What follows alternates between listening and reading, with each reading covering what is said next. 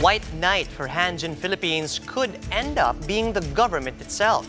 Some lawmakers are proposing to rechannel the 75 billion peso insertion from the DPWH budget to fund the takeover.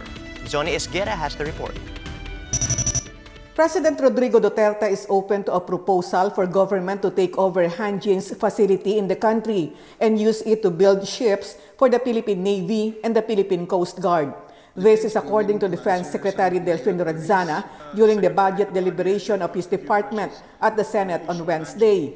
Lorenzala says the move could be a source of added funding for the Philippines, noting that Finance Secretary Sunny Dominguez himself is also thinking of ways on how local banks could recoup their investment, which has now reached over $400 million.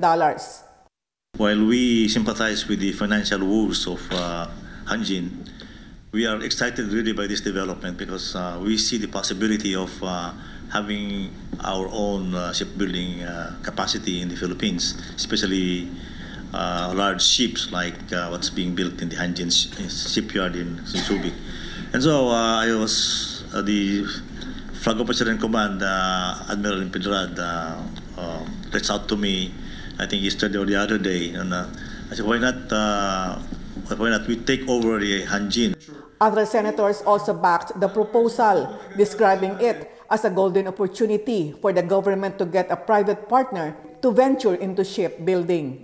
We have this opportunity, golden opportunity, and I've read the statements of the dear Secretary Lorenzala, that he is in favor of being able to look for local financiers to work with government to operate Hanjin, so that we can, or to take over the Hanjin compound, call it with another name, and eventually build ships and boats for our Navy and Coast Guard.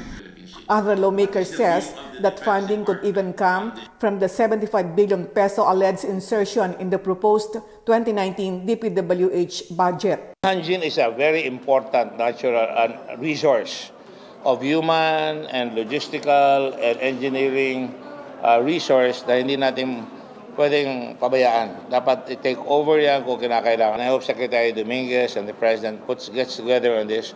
I-package nila yan with some of the Taipans or some of the friendly investors as well as Korea.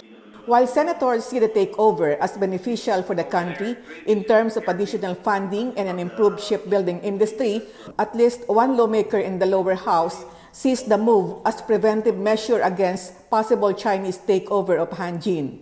Magdalo Representative Gary Alejano, a former Marine, says the facility's geographical location makes it an easy target for a Chinese takeover.